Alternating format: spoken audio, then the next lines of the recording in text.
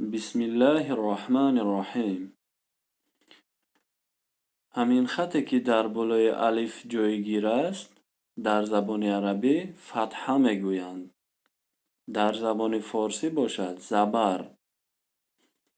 همین خط فتحه یا اینکه زبر در بالای کدام حرفی که اومد تلفظ کرده می شود.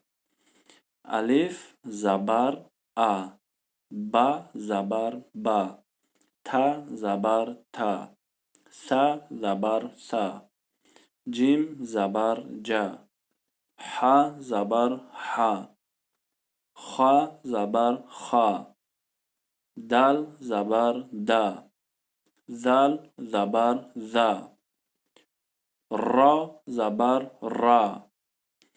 وقتی همین زبر در بالای را آمد حرف را غفظ تلفظ کرده می شود. را زبر را، ز زبر ز، سین زبر س، شین زبر ش، صاد زبر صا، ضاد زبر ض،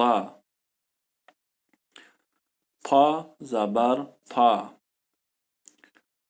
ظا زبر ظا، عین زبر ع، غین زبر غ، ف زبر ف، قاف زبر ق، کاف زبر ک، لام زبر ل، میم زبر م، نون زبر ن، واو زبر و، ه زبر ه، لام الف زبر ل. لام الف، یعنی در اینجا لام و الف آمده است که این را مد میگویند، یعنی دراز کشیده خوانده می شود. لام الف زبر ل، همزه زبر ا، یا زبر یا.